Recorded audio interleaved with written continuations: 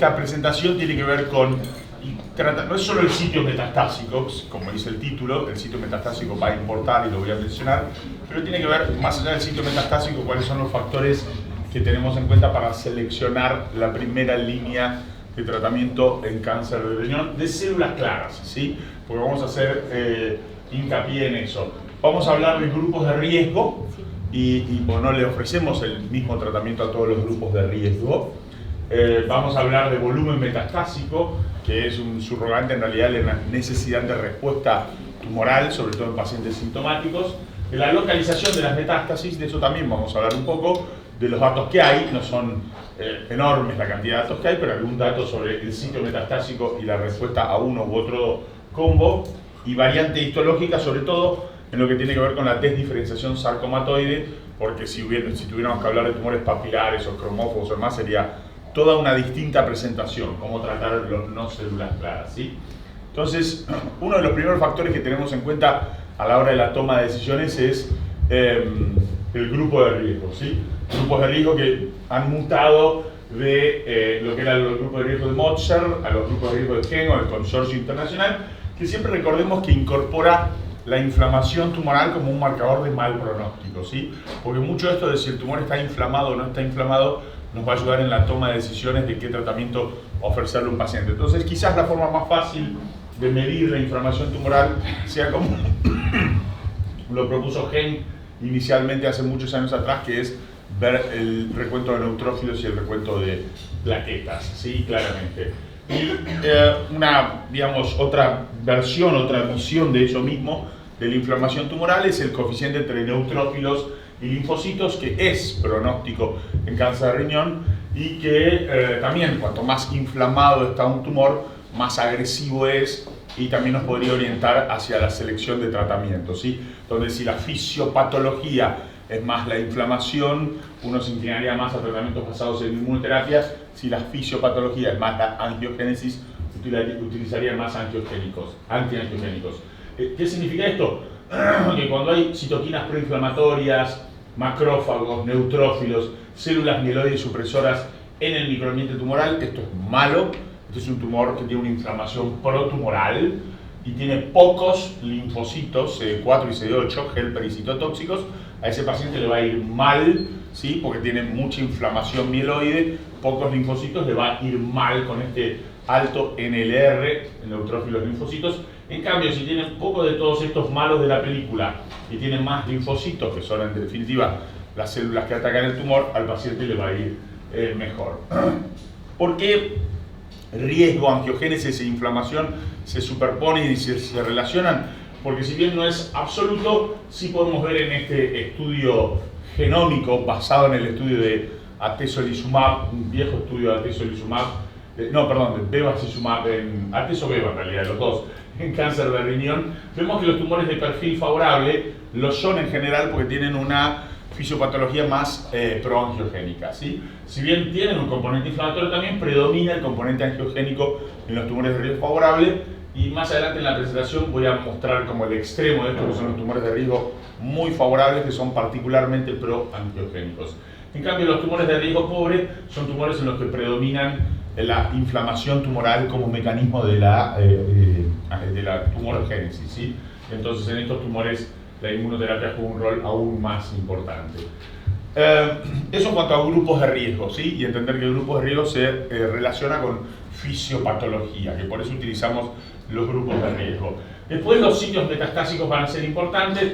Vamos a ver que no hay demasiado dato de cómo responden las distintas drogas según los sitios metastásicos, pero tenemos algunos datos, sobre todo en los más frecuentes, que son pulmón, hueso y ganglios, como podemos ver claramente en este gráfico, y recordar siempre que hay cierta diferencia entre las células claras, y por eso todo lo que digo tiene relación con células claras con respecto a los sitios metastásicos de papilares o los cromófobos que tienen distintos patrones metastásicos. Pero en células claras, la mitad de nuestros pacientes van a ser metástasis ganglionares, prácticamente el 70% van a ser algún tipo de metástasis pulmonares y un tercio van a tener metástasis en los huesos cuando sean metastásicos.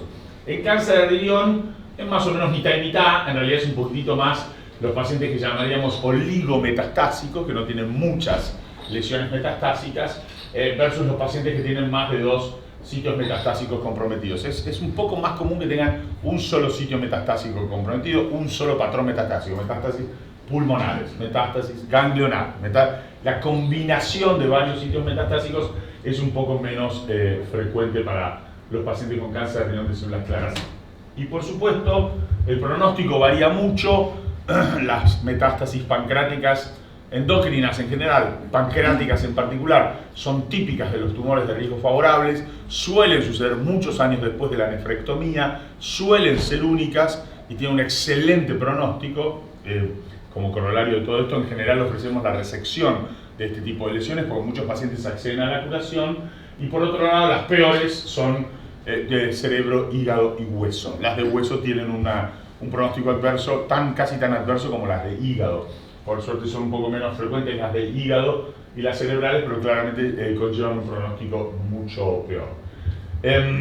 Dicho todo esto, una rápida repasada por cuáles son los combos disponibles, y cuando tenemos datos de respuesta según sitio tumoral, también lo voy a mencionar en esta rápida repasada.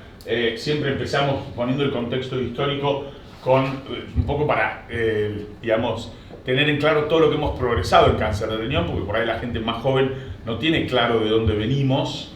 Venimos de utilizar interferón y comparar interferón con medroxiprogesterona. Hoy esto parece de la era de los dinosaurios, pero no era de la era de los dinosaurios, esto era hace 25 años atrás, ¿sí? Esa luego dio origen a la era dorada, que es en la que nos encontramos. Saltamos rápidamente a esta era dorada, que es la era de los estudios de doblete. Estas son las distintas opciones que hay. Son 5 combos. En Argentina tenemos aprobados los 5 combos para el tratamiento de estos pacientes, así que en general tenemos que decidir entre alguno de ellos para tratar a nuestros pacientes.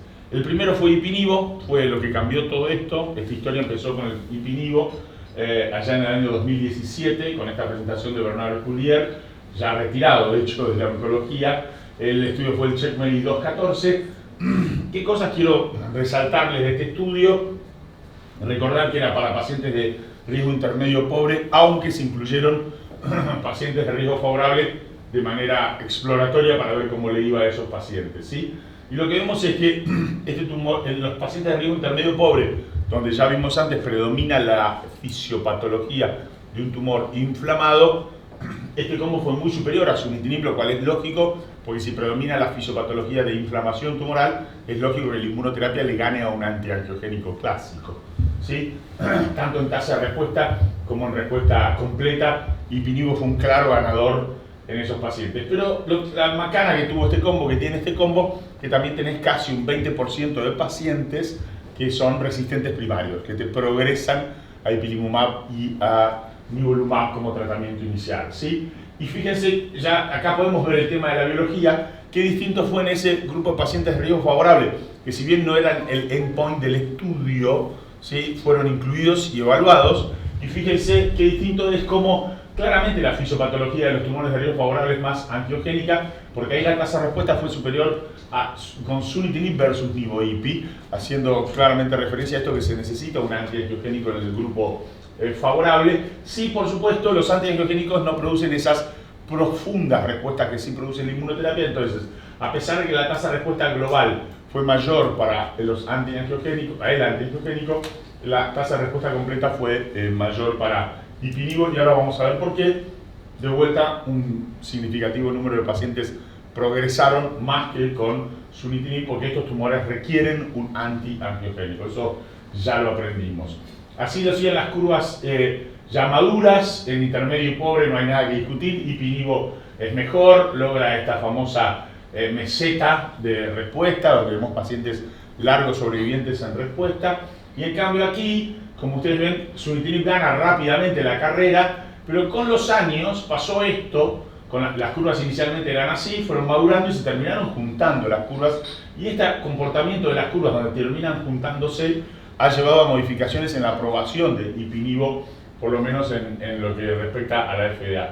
Fíjense la sobrevida global. Recuerden que el endpoint primario de este estudio eran los pacientes de riesgo intermedio y pobre. Ahí, como ven, claramente está a favor de Ipinivo, sin ninguna discusión. Es prácticamente el doble la sobrevida con Ipinivo. Fue un momento histórico, pues fue lo primero que le ganó a sunitinib.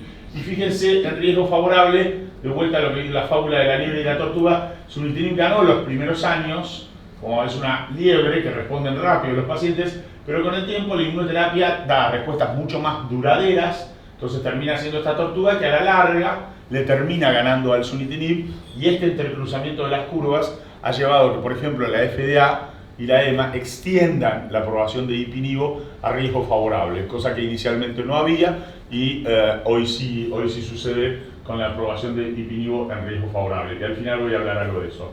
Y acá lo podemos ver claramente, en donde siempre gana la inmunoterapia es en la duración de la respuesta, y por esto lo de la liebre y la tortuga, porque en riesgos favorables el sunitinib se va agotando como antiangiogénico, y la inmunoterapia responden menos, pero los que responden por muchísimo más tiempo, y por eso la tortuga le gana a la liebre en este sentido. Y ahora sí, hablemos de sitio, porque en ipinivo tenemos algún dato de sitio. Fíjense que, como decíamos siempre, ya lo decíamos de la era del interferón. Mi mentor, el doctor Reinaldo Chacón, decía que los pacientes que mejor responden a interferón son los pacientes con metástasis pulmonares, y tuve la oportunidad de tratar muchos pacientes con interferón en aquellas viejas épocas. Yo era muy joven, residente casi, o saliendo de la residencia, y es verdad que aquellos pacientes con metástasis pulmonares chiquitas eran incluso algunos de ellos respondedores completos por periodos muy prolongados. Eso se mantiene hasta la fecha con las metástasis pulmonares, claramente más sensibles a la inmunoterapia. Las metástasis hepáticas también, una muy buena respuesta, y eso incluso lo podemos ver en los estudios de nivolumab en segunda línea, que hay pacientes con metástasis hepáticas muy buenos respondedores. No sucede así en las metástasis óseas. Las metástasis óseas ya empezamos a ver aquí que son metástasis que requieren un antiangiogénico, y eso se va a confirmar cuando yo les muestre datos de los otros combos, que las metástasis óseas requieren un antiangiogénico. Entonces, en nuestra selección inicial de tratamiento, los pacientes con metástasis óseas no solemos ofrecerle un combo ipinivo o IO-IO, como quieran llamarlo, como tratamiento inicial.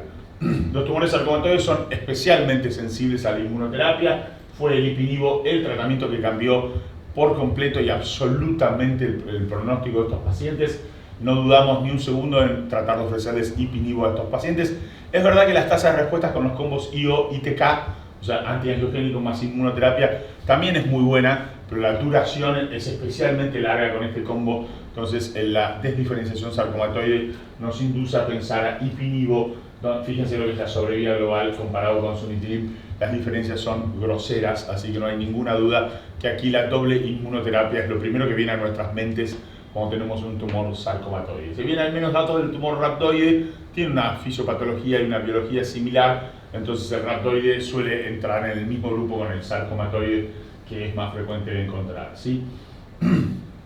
Y entonces, evolucionando en lo que sabemos de los combos, Javelin fue el primer combo que nosotros tuvimos aprobados en Argentina. Tony Chuberi acá todavía era más jovencito, en una época donde el PL1 parecía ser importante en cáncer de riñón, después supimos que no. Entonces el endpoint de este estudio se equivocaron en eso, era la sobrevida libre de progresión en PL1 positivo. En la población general no hubo ninguna diferencia, pues después nos quedó claro que el PL1 no es un biomarcador importante en cáncer de riñón y no lo tenemos que tener en cuenta.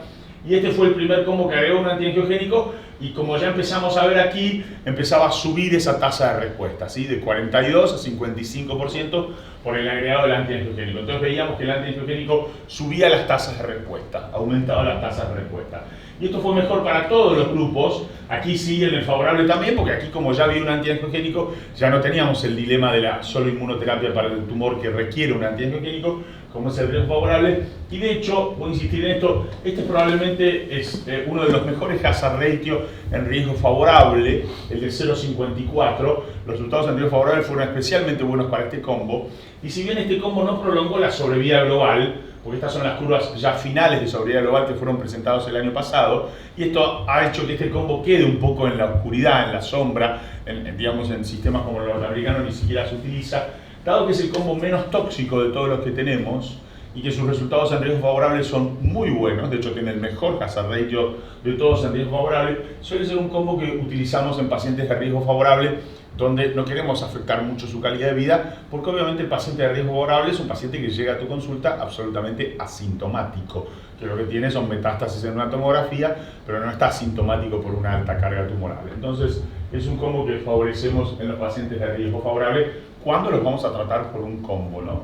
A eso le siguió el 426. El 426 tiene una pequeña no trampita, no diría trampita, pero sí una observación que hay que hacer, que es un estudio enriquecido con pacientes de riesgo favorable con respecto a otros combos, a otros estudios de combos que se hicieron.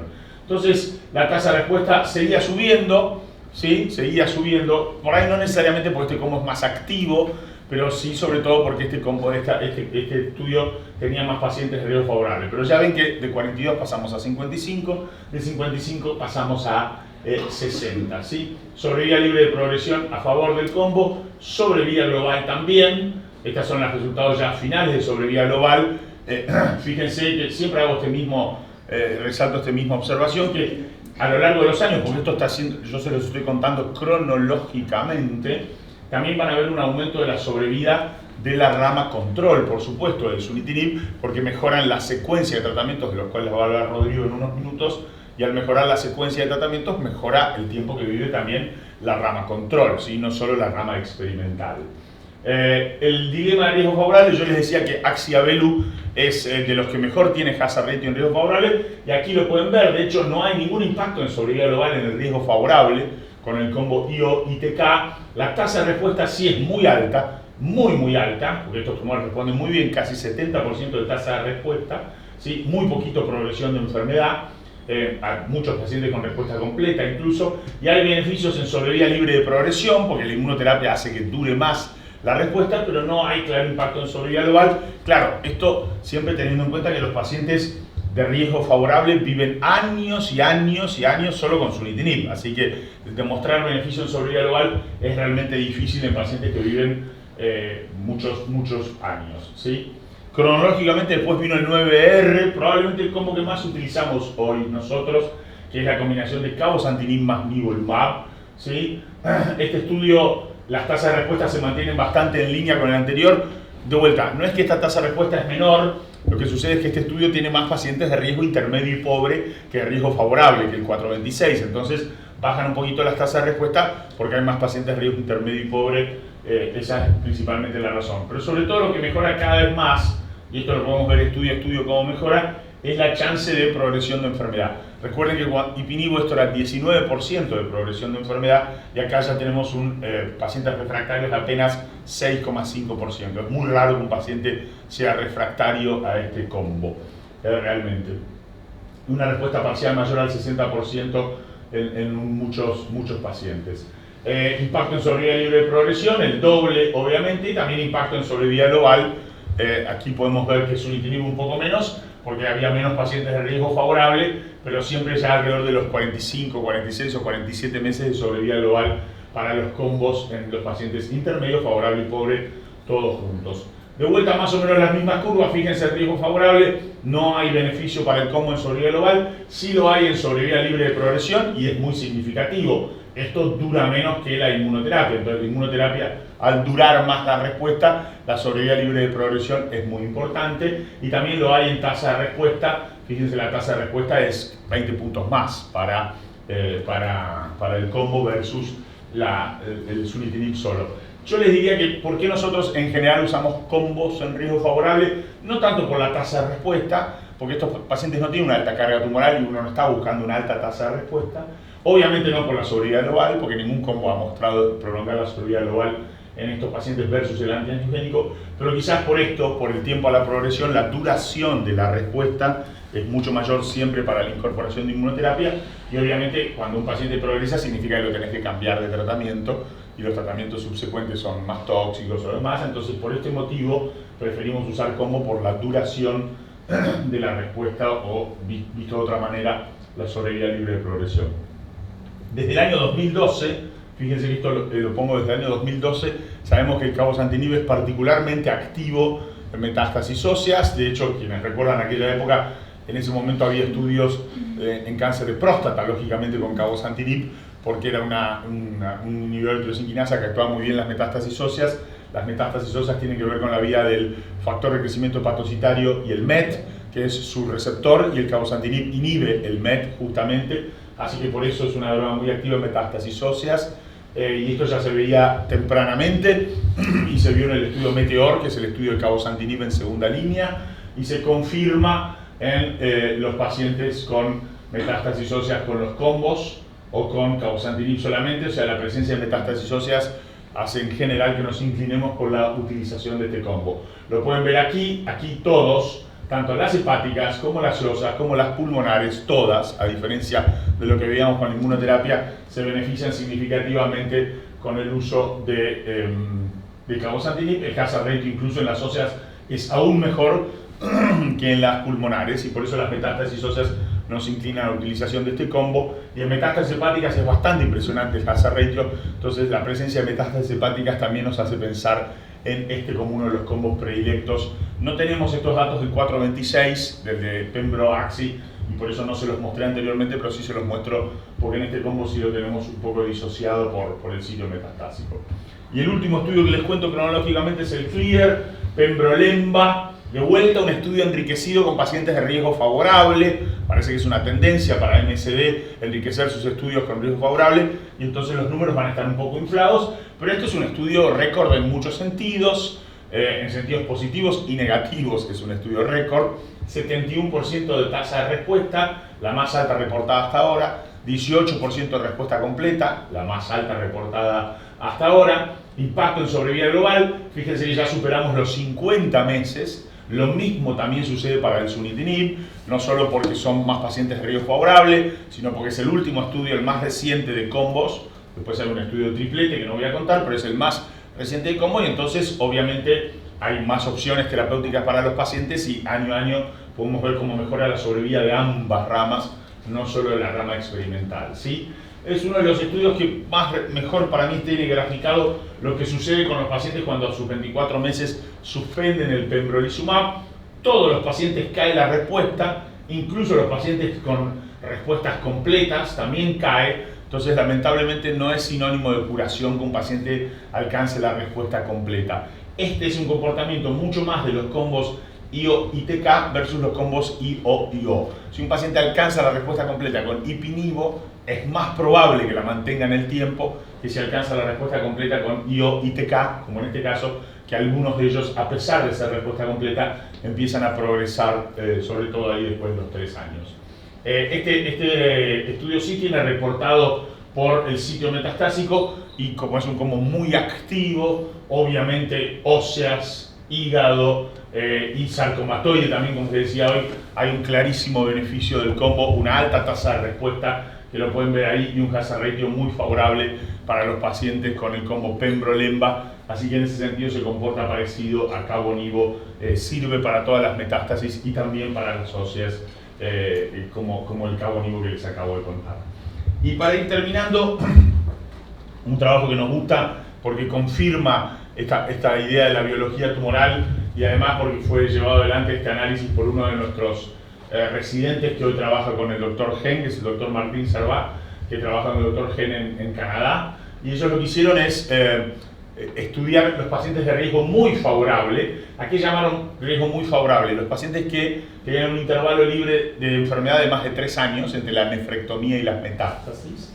A los pacientes que obviamente no tenían ninguna de las malas. Las malas ya vimos que eran cerebro, hueso, hígado, no había metástasis ni en cerebro, ni en hueso, ni hígado, y que estaban prácticamente asintomáticos, tenían un Karnofsky prácticamente del 100%. Esto es muy favorable, muy favorable. Y lo que pudieron ver, fíjense, y lo compararon con riesgo favorable, fíjense que cuanto más favorable sos, más dependiente sos de la angiogénesis tumoral. Porque si ustedes ven los pacientes de riesgo favorable del consorcio internacional, acá el ipinivo no pierde tanto con respecto a las combinaciones con antiangiogénicos. Ipinivo es más o menos parecido a un antiangiogénico monodroga, como vimos en el 214 versus sunitinib, es un poco inferior al combo IO-ITK, como es lógico, pero si nos vamos al muy favorable, donde ahí sí la angiogénesis es muy importante, fíjense cómo ipinivo pierde claramente con respecto a cualquiera de las dos opciones que tienen antiangiogénicos. Entonces, cuanto más favorable es un paciente, podemos decir que su tumor menos inflamado está, y por eso no es tan agresivo, y más proangiogénico es, y por eso es tan respondedor a los antiangiogénicos. Así que es un muy lindo trabajo para mostrar eso. Fíjense lo mismo acá, en el favorable común y corriente, las curvas no se despegan, pero si vamos al muy favorable, se despegan claramente las dos curvas de antiangiogénicos versus la curva de solo inmunoterapia. Cuanto más favorable sea tu paciente, más vas a necesitar un antiangiogénico en tu combo, ¿sí? Entonces, para concluir, es un algoritmo que muestro siempre, fabricado un poco por mí, así que es mi visión personal de esto. Favorable, intermedio y pobre, los dibujitos tienen un sentido. El favorable, cuanto más favorable, es más angiogénico. El intermedio, con un solo factor de riesgo, se parece más al favorable, entonces más angiogénico. El intermedio, con dos factores de riesgo, ya empieza a estar más inflamado. Y estos son los malos de la película: macrófagos, neutrófilos, toda esa porquería. Son las amiloides supresoras que empiezan a aparecer ahí. Y el pobre, totalmente inflamado, poca angiogénesis. Además, generalmente hay una correlación imagenológica. No vamos a ver un paciente de riesgo favorable con esta tomografía, probablemente es muy raro que lo veamos. En general, el paciente de riesgo favorable tiene esta tomografía con metástasis pulmonares circunscriptas, alguna hepática, alguna ganglionar, por ahí una ósea, pero incluso son muchos oligometastásicos.